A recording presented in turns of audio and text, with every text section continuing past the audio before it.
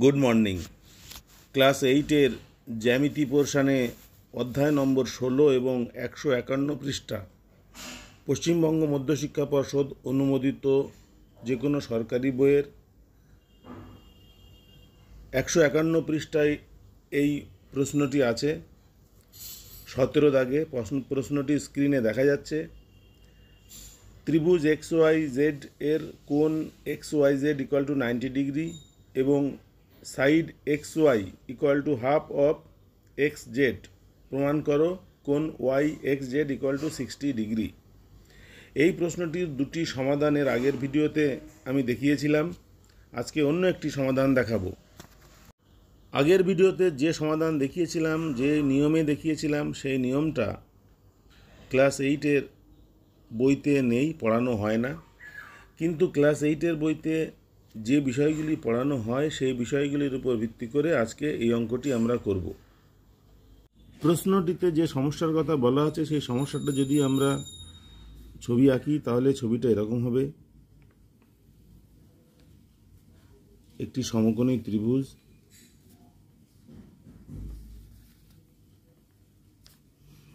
এই কোণটা হচ্ছে Y, এই কোণটা X, এই কোণটা Z এবং এই কোণটা 90 ডিগ্রি। বলা আছে XY হচ্ছে XZ এর হাফ। তাহলে আমি XY কে যদি A ধরি, এই বাহুর দৈর্ঘ্য A সেন্টিমিটার বা A, তাহলে XZ হবে 2A, কারণ XZ এর হাফ হচ্ছে XY। এবার আমাদের একটি অঙ্কন আছে। অঙ্কনটা হচ্ছে আমরা XY বাহুটাকে বাড়িয়ে দেব এবং XY বাহুর যা দৈর্ঘ্য A, সেই A এর সমান করে Y থেকে আমরা কেটে নেব। ধরা যাক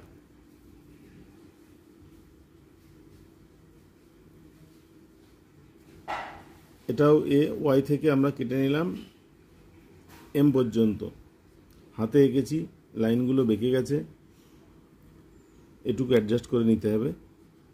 তাহলে XY সমান A, YM সমান A, কারণ আমরা XY এর সমান করে YMটা কেটেছি এবং M বিন্দুর সঙ্গে Z বিন্দু যুক্ত করে দিয়েছি। তাহলে এখান থেকে আমরা দেখতে পাচ্ছি যে XZ এই বাহুর দৈর্ঘ্য 2A এবং XM এই বাহুর দৈর্ঘ্যও 2A হবে।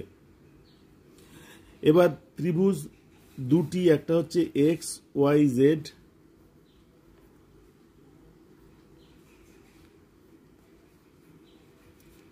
এবং আরেকটি ত্রিভুজ আছে YMZ, ত্রিভুজ YMZ। এই দুটি ত্রিভুজের মধ্যে আমরা কি কি মিল পাচ্ছি দেখে নিই। 1 নম্বর হচ্ছে কোণ XYZ = কোণ MYZ, কারণ এরা সমকোণ। একটা সরলরেখার উপর আরেকটা সরলরেখা যদি দণ্ডায়মান হয় তাহলে যে কোণ দুটি উৎপন্ন হয় তাদের সমষ্টি 180 ডিগ্রি।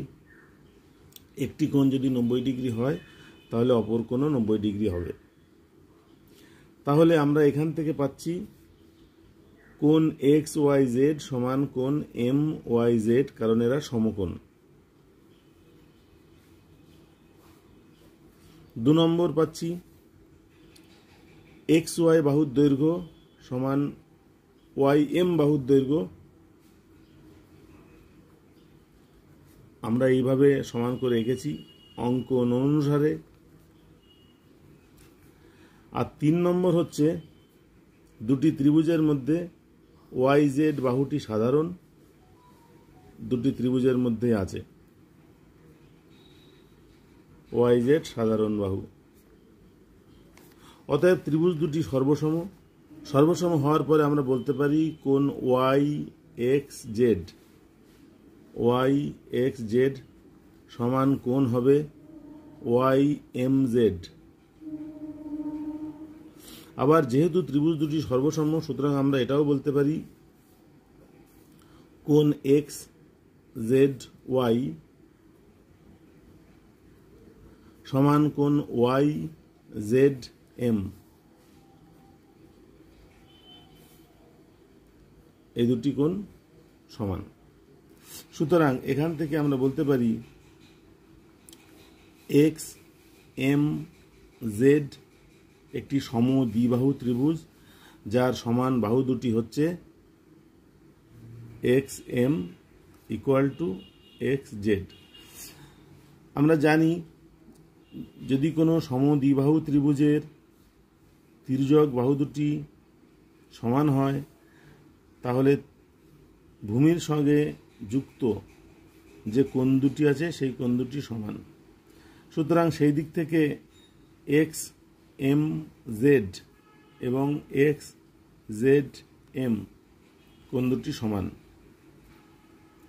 আবার একটু আগে আমরা প্রমাণ করেছি এই কোণ ওয়াই এক্স জেড সমান কোণ ওয়াই এম জেড।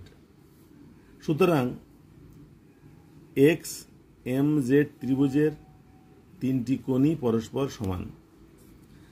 যখন তিনটি কোণ সমান হয় তখন তিনটি কোণের সঙ্গে সংশ্লিষ্ট বাহুগুলিও সমান হবে। এর বিপরীত বাহু এটা, এর বিপরীত বাহু এটা, এর বিপরীত বাহু এটা, এই বাহু তিনটি সমান। সুতরাং এক্স এম জেড একটা সমবাহু ত্রিভুজ।